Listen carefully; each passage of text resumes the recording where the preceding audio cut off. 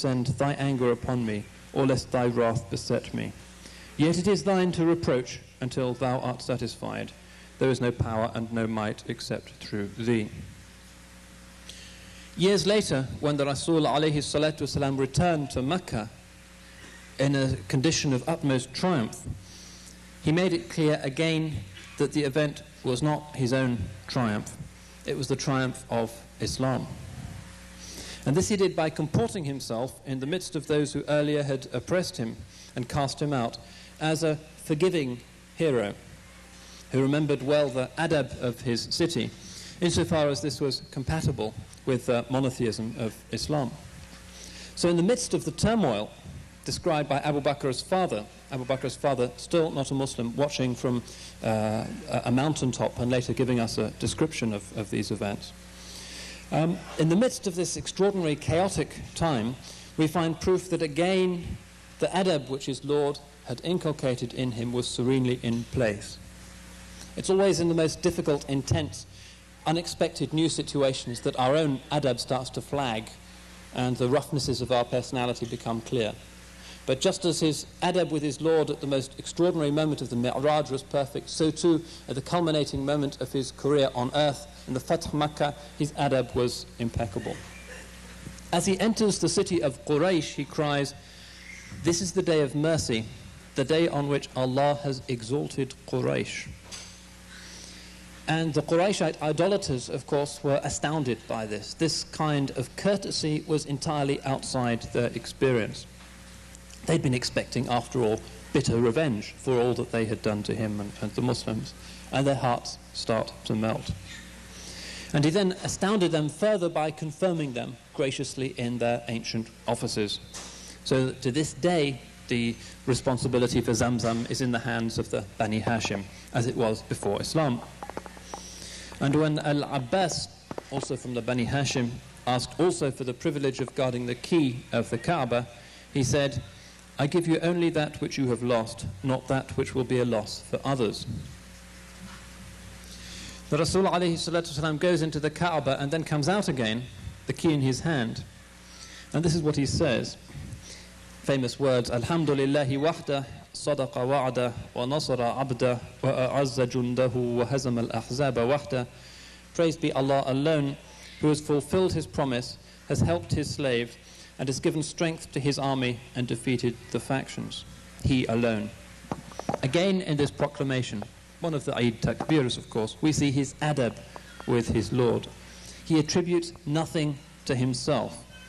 At a moment of extraordinary triumph, one of the great triumphant moments of history with incalculable consequences for the rest of the world, at this moment, a moment that in any other man would have caused a hint of pride, vainglory, self-reliance, self-satisfaction, he attributes everything to Allah and takes no credit himself.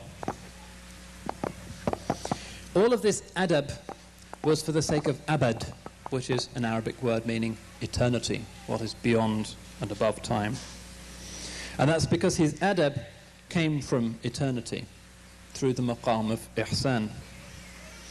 So the man who stood with perfect adab in the divine presence was able to stand with adab looking out from the door of the Kaaba on a sea of faces filled with awe and respect, and feel nothing but simple humility before his Lord and the desire to behave with perfect courtesy. The miracle of the prophetic adab, which shines through each page of the seerah, has of course provided the inspiration for countless writers down the centuries. In fact, if you have the good fortune to visit the qabr, the tomb of Rasulullah sallallahu alaihi wasallam in Medina, and you stand in front of the wajihah and you look up a little bit, you'll see a line of poetry which runs Nabiyyun azimun khulquhu al-khuluqu alladhi lahu azzama ar-rahmanu fi sayyid al-kutbi, which means a mighty prophet whose created nature was that khuluq, that goodness of character, which ar-Rahman has himself magnified in the master of books. This is a reference to the Quranic ayat that says, وَإِنَّكَ لَعَلَى خُلُقٍ عَظِيمٍ. Truly you are upon a great form of character. And that bait of poetry is in fact from the great Madiha, the great ode of prophetic eulogy, a Na'at poem by Imam Abdallah bin Alwi al-Haddad. Alhamdulillah, it's a great honor for the tariq of the Sadat al-Alawiyin that should be, as it were, the epitaph of the Rasul alayhi salatu wasalam, with the verses from the Quran, the lines from the Burda that you can still see there.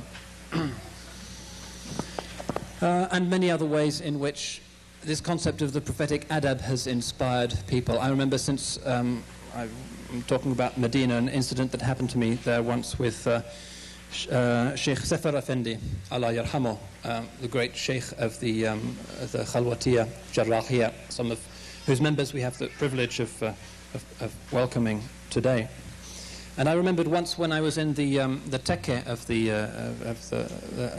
Halvatis in Istanbul, looking amongst the wonderful collection of calligraphy, the expression adab yahu, and observing the superb adab of the shuyukh and the great ones of the Khalwatiyya. And I was walking with Sheikh Safar Effendi with the murids. A seemingly trivial incident, but every moment in the life of a saint is not trivial. There's significance and meaning and beauty in every event. And we were just walking past a child who was being fractious with its parent. And Sheikh Safar Effendi, who seemed to have limitless pockets, reached into his pocket and brought out a sweet and gave it to the child that was placated.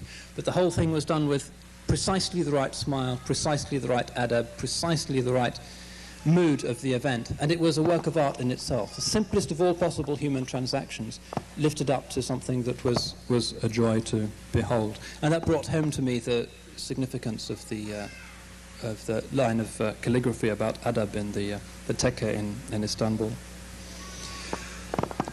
Many other examples could be cited. One that I have become particularly fond of recently is a kind of icon of the Rasul alayhi salatu wasalam, a verbal description put together by Imam al-Ghazali. He has a book on Akhlaq al-Nubuwwa in the Ihya Ulum ad-Din, which is a kind of reflection on the prophetic beauty, and with a view to providing tafakkur and cleansing for the heart by remembering the virtues and the adab of the Rasul alayhi salatu wasalam. And I'd like to read this passage now. It's not terribly long, but to me really it expresses not just the beauty of the prophetic adab, but also the beauty of the love which the ummah traditionally has for his adab. This is how it goes. The Rasul alayhi salatu wasalam was the mildest of men, but also the bravest and most just of men. He was the most restrained of men, never touching the hand of a woman over whom he did not have rights, or who was not his mahram. He was the most generous of men, so that never did a gold or silver coin spend the night in his house. If something remained at the end of the day because he had not found someone to give it to, and night descended, he would go out and not return home until he had given it to someone in need. From what Allah gave him, he would take only the simplest and easiest foods, date and barley, giving anything else away in the path of Allah. Never did he refuse a gift for which he was asked. He used to mend his own sandals and patch his own clothes and serve his family and help them to cut meat. He was the shyest of men, so that his gaze would never remain long in the face of any other mortal. He would accept the invitation of a freeman or a slave and accept a gift, even if it were no more than a gulp of milk or the thigh of a rabbit, and offer something in return. He never consumed anything, however, given in sadaqah. He was not too proud to reply to a slave girl or a pauper in rags. He would become angered for his Lord, never for himself.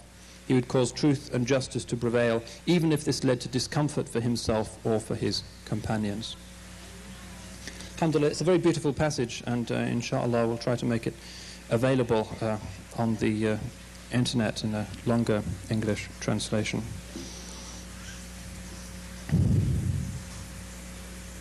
I'd just like to close, high time for me to do so, with 3 lines that I spotted this morning from the Diwan of Imam al-Haddad that he uses to close one of his great Na'at poems. وَصَلِّ عَلَى رُوحِ النَّبِيِّ مُحَمَّدٍ وَسَلِّمْ وَبَارِكْ كُلَّمَا بَارِقٌ سَرَى مع الآل والأصحاب والتابعين ما جرى السيل في واد وما المزن أمطرا وتمت وفاح الحمد لله ختما عبيرا ومسكا للوجود مؤطرا which means, and send blessings